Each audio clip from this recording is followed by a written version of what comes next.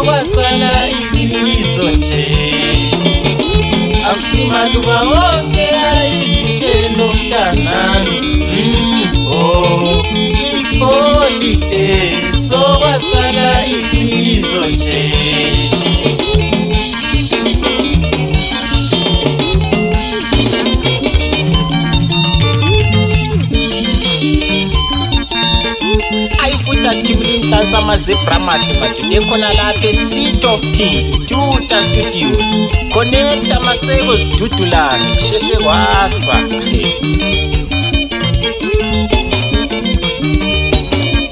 Aifutilonya likala kona lapa bonyaba nemsilo mkhuluma dudu. Sethi siyabonga kumadudu, kulise matenzele kona lebondluvu abazukulu bonke bempilile. Basezelayo malume. Ngela Dudulan, Joti siyasedagwe.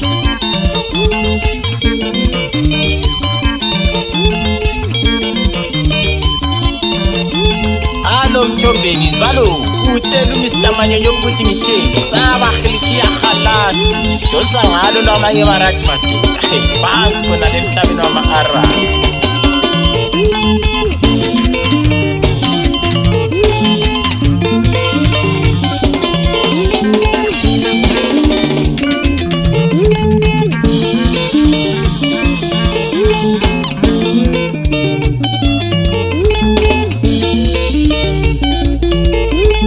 Uthini uMahlathini umthakathi omkhulu phansi khona le Khokholombeni.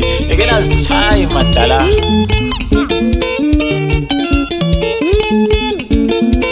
Hello Mr. Andrew mfana kaMlotshwa, igemu yiyo zalo phansi kwela Sentoli.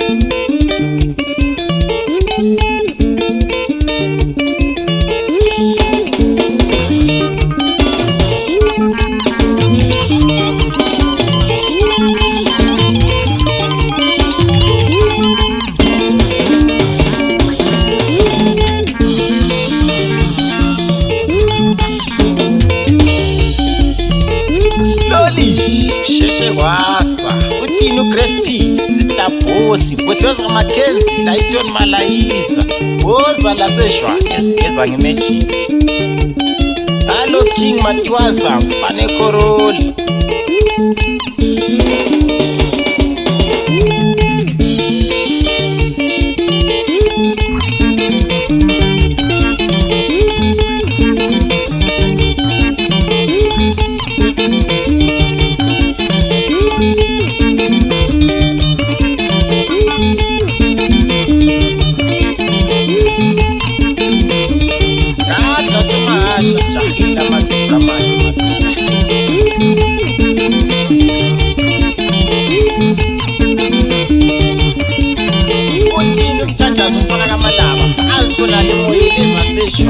Umshana kaMalusi icela zonke hlose.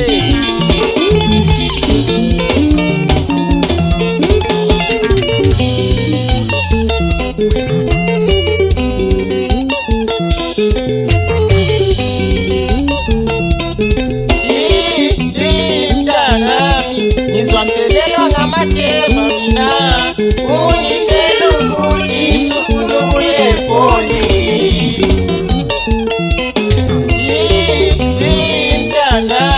Ngizwamdelelwa ngamathemba mina, ungitshela ukuthi ufuna ukuya eGoli. Kuleya ndawo bayambulala umuntu, ilanga libalele izwe libuka. Mntanami yekela ukuhlokoza iyosizekuna wena, yekela ukuhlokoza. Mntanami yekela ukuhlokoza iyosizekuna wena, yekela ukuhlokoza. Mntanami yekela ukuhlokoza iyosizekuna wena, yekela ukuhlokoza. Fihlwa-fihlwane mntanami kuleyo ndawo babulala ubaba wakho, esiyazamela wena usesemncane. Fihlwa-fihlwane mntanami kuleyo ndawo babulala ubaba wakho, esiyazamela wena usesemncane. Mntanami yekela ukuhlokoza iyosizekuna wena, yekela ukuhlokoza. Mntanami yekela ukuhlokoza iyosizekuna wena, yekela ukuhlokoza. Mntanami yekela ukuhlokoza iyosizekuna wena, yekela ukuhlokoza.